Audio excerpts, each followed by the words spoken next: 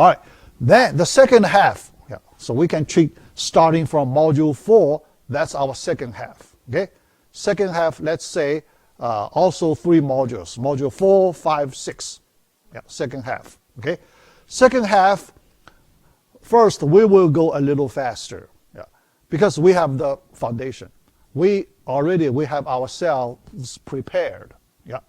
So first order ODE, second order ODE, higher order ODE, and the linear system ODE. That's our knowledge. We already have it. Okay. Then we move a little faster.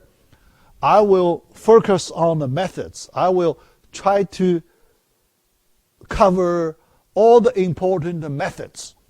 Yeah. Some details minor details I may skip, bypass, but I will focus on the most important PDE solving methods. Yeah. All right. Yeah. So I try to cover as much as I can. Okay. Yeah. But I will control. Yeah. Try to control. So your understanding still. Keep an eye on your understanding. Yeah. All right. So today the new method, series solution. We will use series. Yeah. Expansion series. Yeah. That kind of solution. That tool. That mathematical tool. Very powerful, but computation, little hard. Yeah, computation also a little hard. Yeah, all right. OD and the Laplace transform. Yeah, 2 topics here. Yeah, 2 chapters. Chapter 5 and chapter 6. 2 chapters. This module. Yeah. Part A, power series method review. We completed. Yeah. So that homework 1 we treat as review. Session number 2. All right, so then Tuesday, we will do review session number 3 for homework assignment number 2. Yeah. All right.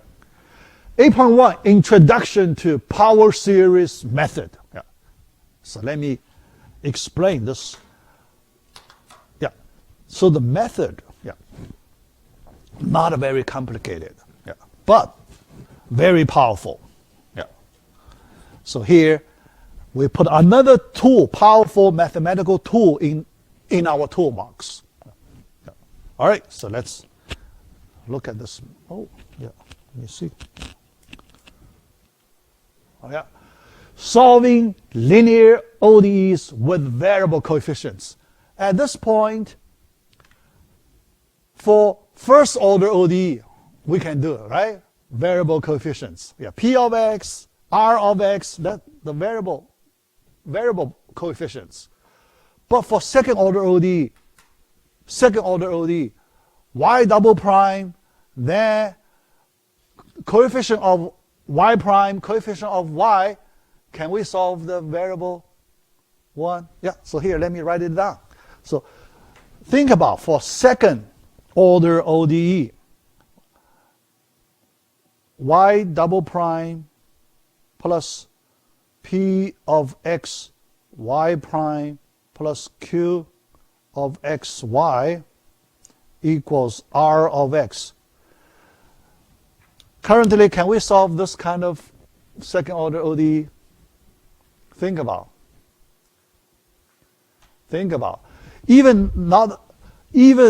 So here, even we do not make R of X right hand side homogeneous.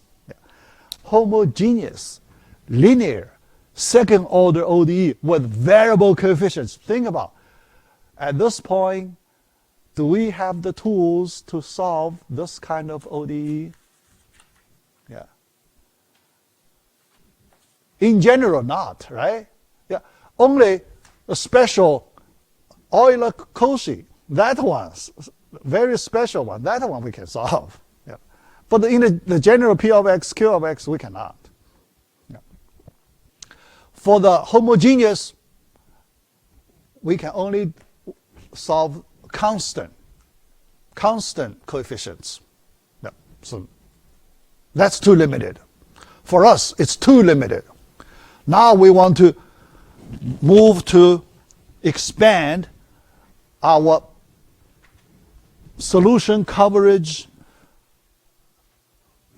containing variable coefficients, P of x, Q of x. That's the variable coefficients. So now you can see it's important. Okay? So we want to learn how to solve those kind of equations. Yeah. All right, so let's look at the main idea. Yeah. All right, main tool we want to use here, power series. Yeah. So here we take two forms, power series. The first form like that. Yeah. Yeah. Expansion at the point x0. So yeah, the basic term x minus x0, that term. Okay, power of this term. Yeah. x0. Yeah. x0, any point. Yeah. So the first form. Second form, x0 equals 0. Yeah. 0 point. Yeah. Because that's the simplest form of power series. Right? Yeah. As simple as possible. Yeah. So most of the time we work on this power series. Yeah. And sometimes a little more general, so we can do the power series expansion. Taylor expansion, right? Yeah, think about it. We just apply Taylor expansion, yeah, so we can get this power series. Yeah. All right, yeah. Yeah. All right. Assume that all variables and the constants are real numbers. Yeah. Yeah. Otherwise, if complex, then too complicated. Yeah. So we do not consider that. Yeah. And here we do not miss much because in the real world application problems, when we use power series, yeah, so we consider real coefficients and the real variables. Okay? Yeah. Yeah, but sometimes when we draw graphs, we may consider the complex values. Yeah. Yeah. Yeah. Otherwise, yeah, so most of the time we use the real values. All right. Familiar power series. Here, let me just give you a few examples. Yeah. The first one, 1 over 1 minus x. Yeah. This is the geometric series. You have, so the left-hand side, it's a reciprocal function, 1 over 1 minus x. Okay? It's a normal fractional function. But right-hand side, you can see a nice power series expansion. 1 plus x squared, infinite many terms. Yeah. But in this parenthesis, the condition also important. Absolute value of x must be strictly less than 1. Then you have that power series. Otherwise, it would be wrong. You won't have it. You won't have it.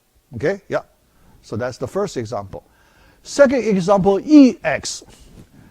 E function e to the x, we can have a power series expansion, infinite many terms. E function. Okay? Yeah. Here, just by Taylor expansion, you can get that. Yeah. Taylor expansion. Okay? Yeah. Yeah. Very easy. Taylor formula.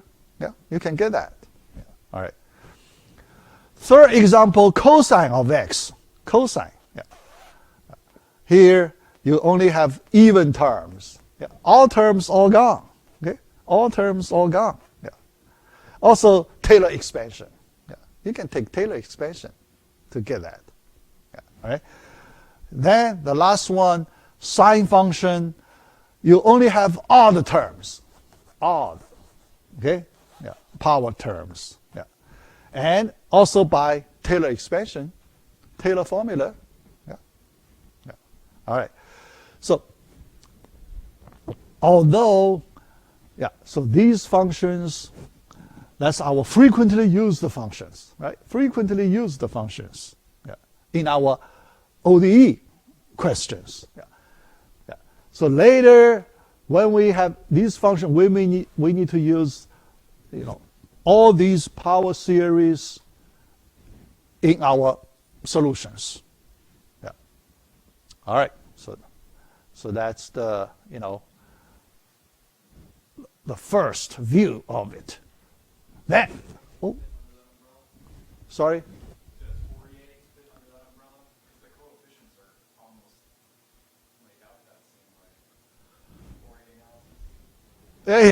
Fourier says another tool. But Fourier analysis, we need to, consider other structures like periodic functions, right? Periodic functions, 2 pi periodic. Yeah. So you need to here we do not require periodic function, periodic property, right? All these functions, no period. Yeah.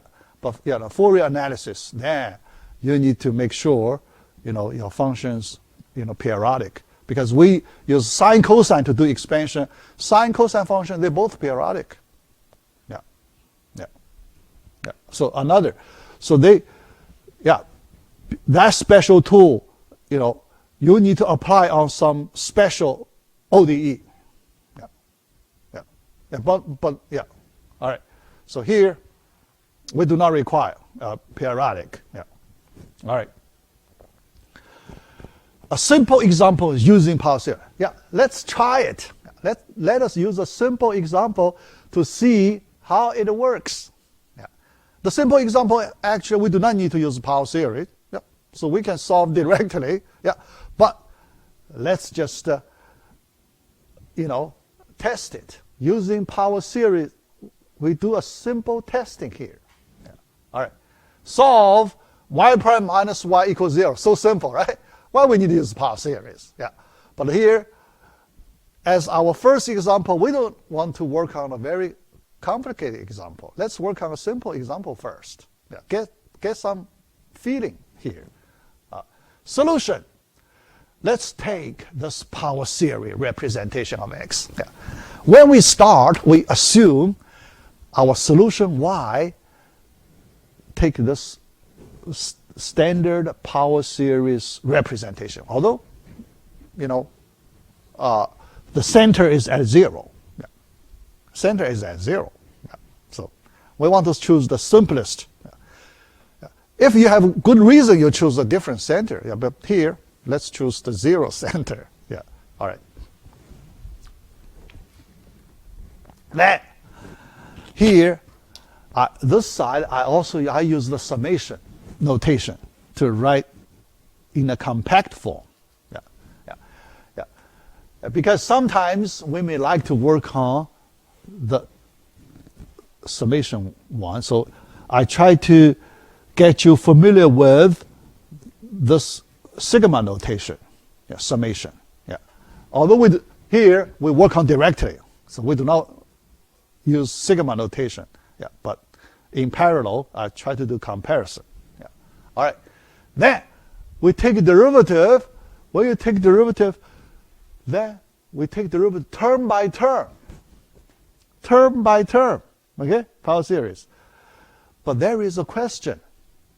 When you take derivative term by term, how do you know it is legal? Is it legal when you take derivative term by term? Right? Yeah. So there must be some theorem to show it's legal. Yeah. So we won't do that. Yeah, but we will get there. All right? We will get there. Yeah. Yeah, it's legal. Yeah, we can do that. Yeah. Yeah, but later I will talk about under what situation you are allowed to do this. And sometimes you're not allowed to do it. Okay? Yeah. So we need to know under what condition we are allowed to do it. Yeah. All right. Y prime, the summation notation in that way. Okay? Yeah. So you apply derivative on that general term directly. Yeah? So you get this general term. Okay? Yeah. Then y prime minus y, you do subtraction, y prime minus y. Yeah. So term by term, yeah. So you combine the like terms, yeah, in this way. Yeah. All right. Yeah. So there, because equation, in order to satisfy the equation, we need both sides, equal to 0. So the right hand side here equal to 0. Then it must be each coefficient of the power terms equal to 0. Yeah, each one. Okay, each one. So here the question: why each one must be 0, right? Yeah, why each one must be 0? Yeah. So there is another theorem, property. Yeah, we can prove it. Yeah, yeah. Each one must be 0. Okay. Yeah, yeah. All right. Yeah. All right. So each one must be 0. Yeah. The second coefficient must be 0. So you get that. Okay. Third, you get that. All right. Yeah. But we want to find a final solution. Yeah. So here, although we get so many equations, yeah, but how do you find a final solution? Yeah. So we need to find a simple way to represent final solutions. Yeah. It's simple. Yeah. We can do this way. All right. All right. Now, because when we start, so here, look at all the coefficients, A0, A1, A2, all the coefficients. Look at that.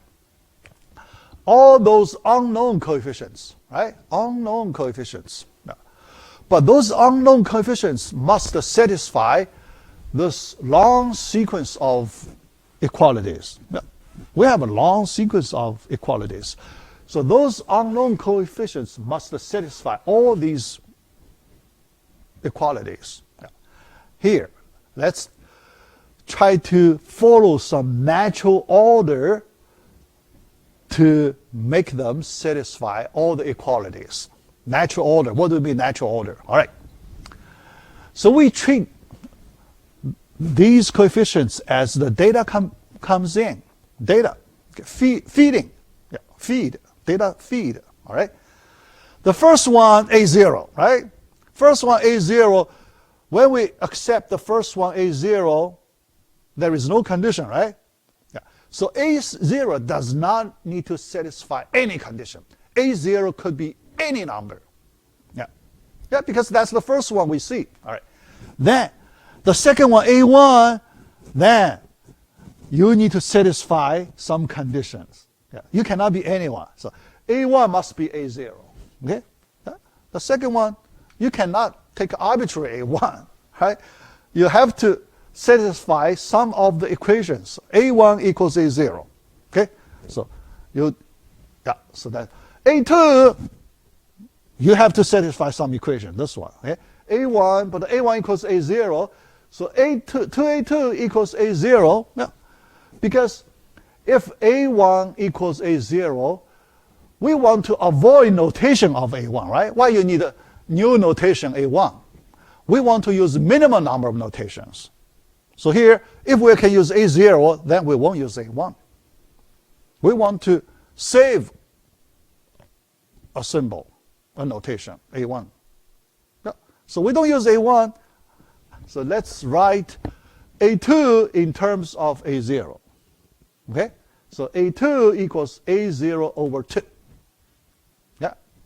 So that's so A2 is determined. Yeah. A2 you cannot choose freely.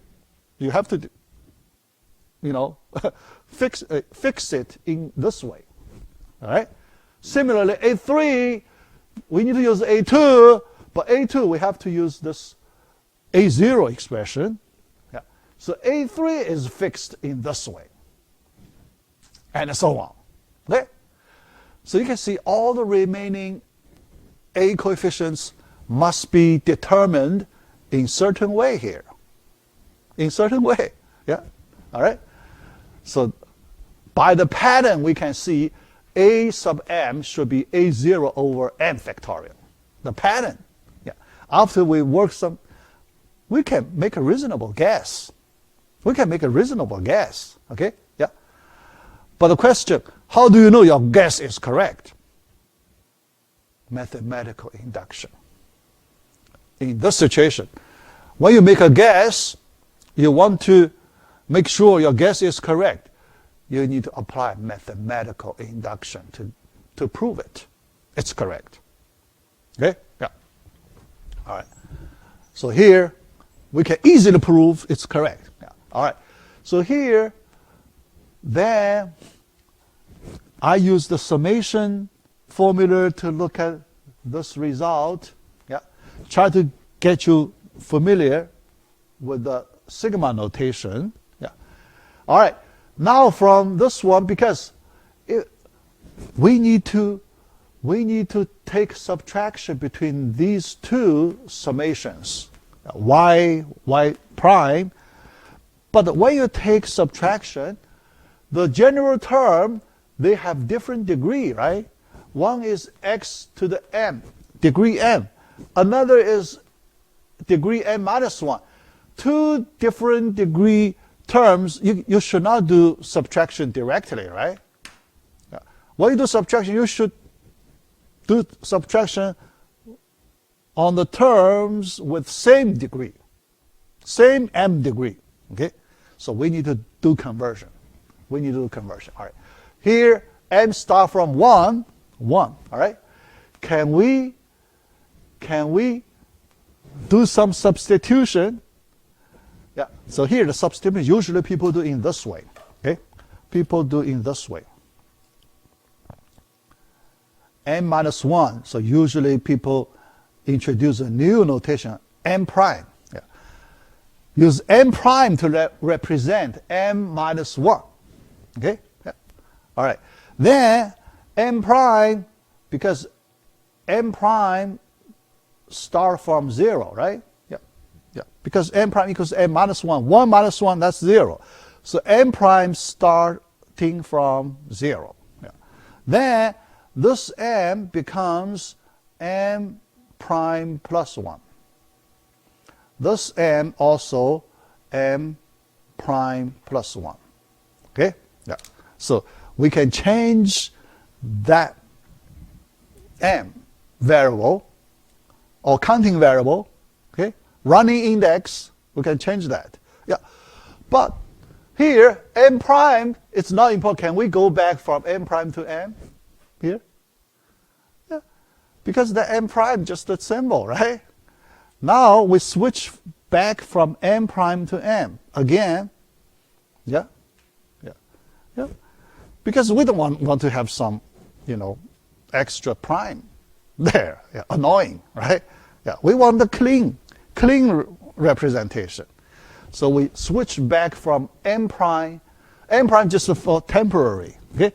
Temporary conversion. Yeah. We need to use it for some short period. Yeah. Now we change it to normal m. Yeah. But this m different from that m. Yeah. That's okay. I mean, it's a just dummy variable. It's a dummy variable. Yeah. Yeah. It's not important. Yeah. We can change it k. It's okay, right? We can change it to k. It's fine. Yeah. So it's yeah. All right. So now we have this notation. After this change, well, you can see the general term has degree, m degree, x to the m. The power term, degree m. Same degree, same degree. Can we do subtraction? Yeah. Same degree, then we can do subtraction easily. Yeah? By combining the terms, do subtraction. So you just subtract the coefficient. Yeah, coefficient. All right. Then equal to 0. So this expression in the braces must be 0. Yeah, must be 0. Okay. Yeah. Each one must be 0. Yeah. Later we will have this property. Yeah. Later, Yeah. Yeah. Yeah. I don't know if I can cover that. Yeah. We will have a property. Yeah. All right. So let's be 0 there. A sub m plus 1 should be equal to a sub m over m plus 1. Yeah. So we get derive that. Okay. Derive that. Yeah. So this equality is true for any m, starting from 0, 1 to any m. Okay. All right. Can we do iteration? Yeah. Because any m, can I go another one level m minus 1, right? Can I go another level? Yeah, because here xm, can I have the equals m times a minus 1?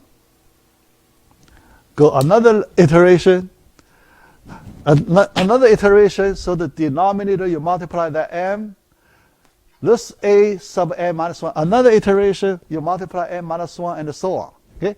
Yeah. So finally, you get a sub m equals a0 a0 over m factorial. Yeah. So you can also get that from here. All right? Yeah. So, yeah, try to understand that detail. All right. Then, after we get the general expression, we want to go back to the original power series representation. But this time we can replace a sub m by a naught over m factorial. Okay? Can we take that a0 out? It's a common factor of all the terms. So let's factor that a0 out. Summation x to the m over m factorial. This is a power series. This is a known power series, right? Yeah. Everything is known. Everything is known. So that's a known power series. So what is that known power series? E function. E to the x. Yeah. The previous slide, we have that. Let's just apply the power series representation of E function. So this is E function.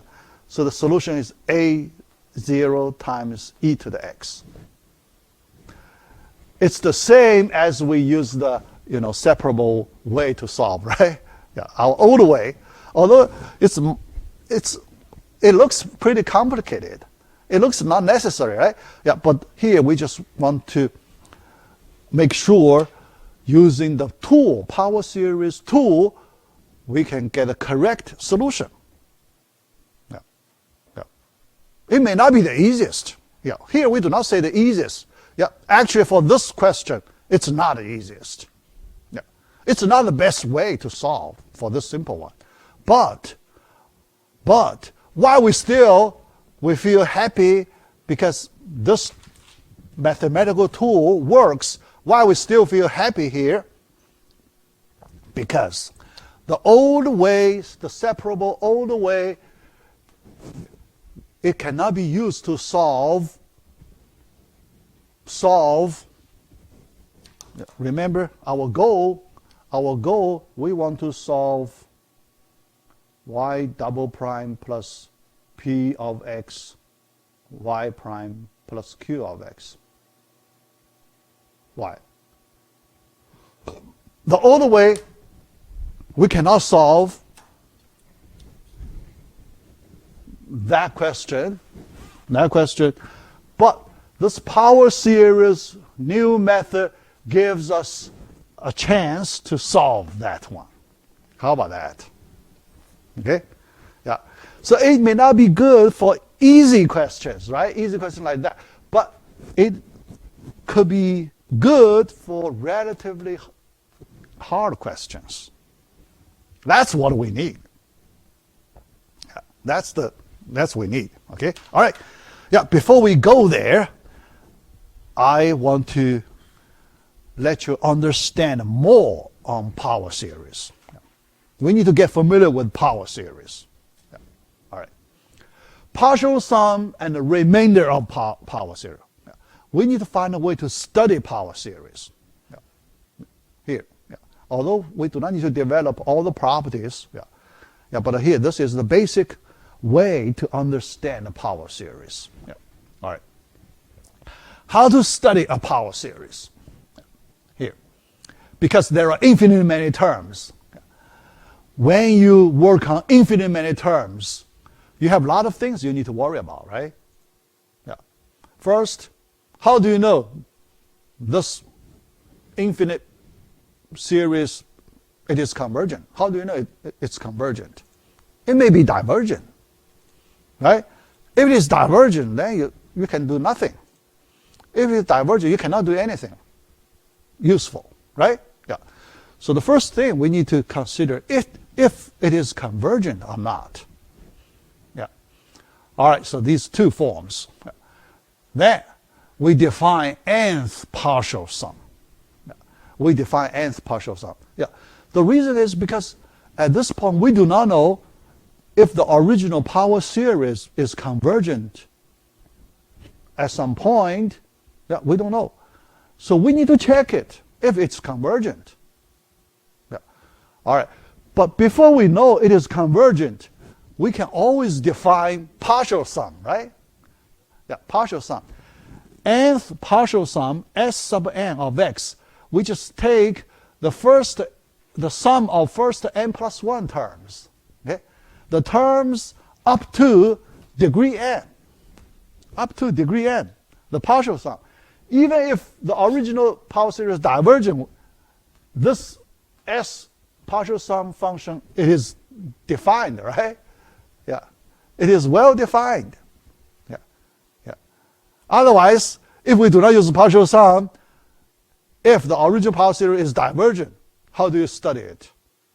How do you study some potential divergent power series, right? Yeah.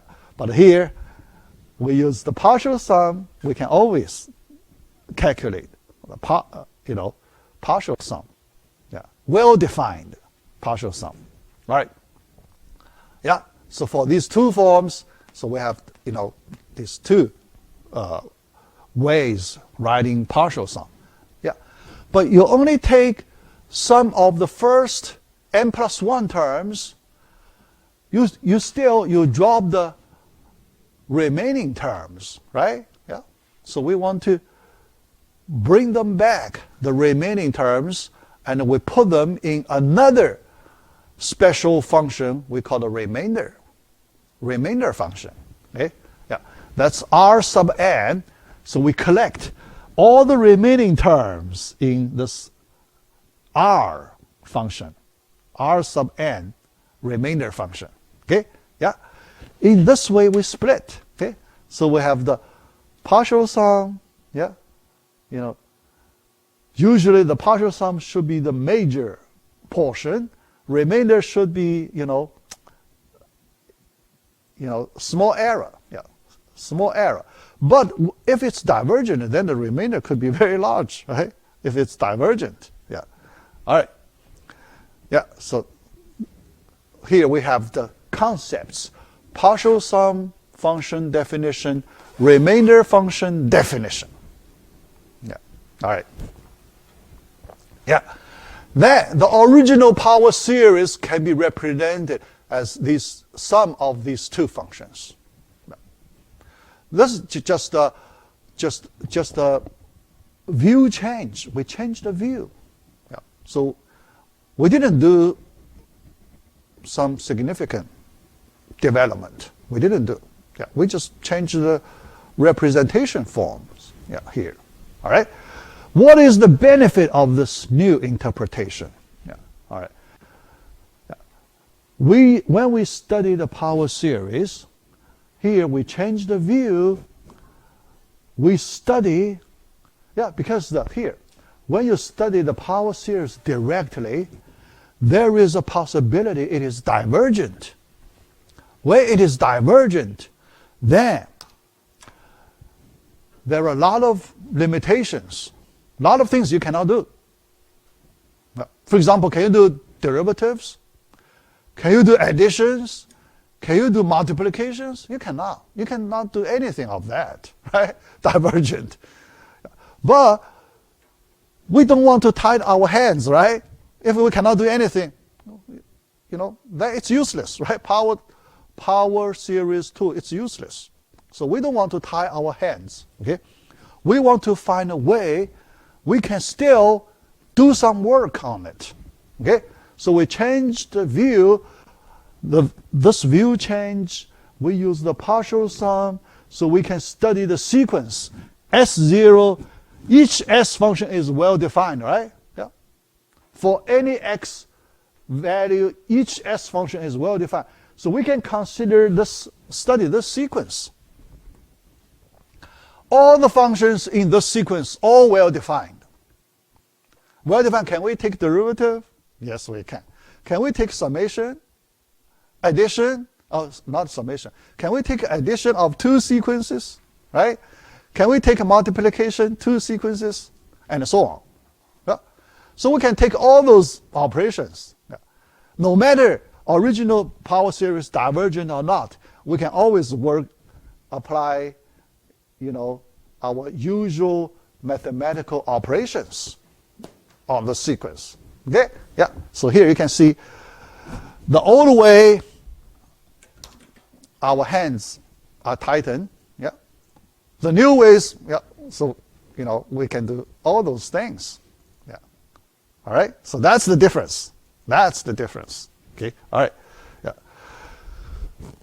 Does the summation converge? Now we need to answer this question. Yeah. So because we want to find a way to tell us if the summation converges or not. If it converges, then we can do all those operations. Otherwise, we can do nothing. Yeah, we can do nothing. Yeah, but how do we know it is convergent or not? Yeah, that question. Okay, all right. Yeah. For example, let's look at our geometric series. This geometric series, if you just look at the right-hand side power series part, where x equals 1, it's divergent, right? Yeah. All terms, each term is 1. You add up all those 1s, there are infinite many 1s, it's divergent. Yeah, it's divergent. Yeah. Yeah. And here, this result tells us where absolute value of x is less than 1, it is convergent. Otherwise, it's divergent. Yeah. Yeah. So we want some criteria to tell us. Yeah. All right. So only a few minutes. We want some criteria that can tell us, given any power series, we want to know in what range of x it is convergent. In what range of x it is not convergent. Then we know under what situation we can apply mathematical operations, under what condition we cannot apply mathematical operations. Yeah. All right.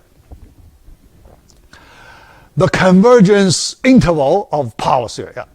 This is our last slide today. Okay. Yeah. Let me finish this final slide, and we finish today. Yeah. All right. Yeah. So now, convergence interval. Yeah. We want to look at how to determine some convergence interval for a given power series. Yeah. Yeah. All right. Yeah.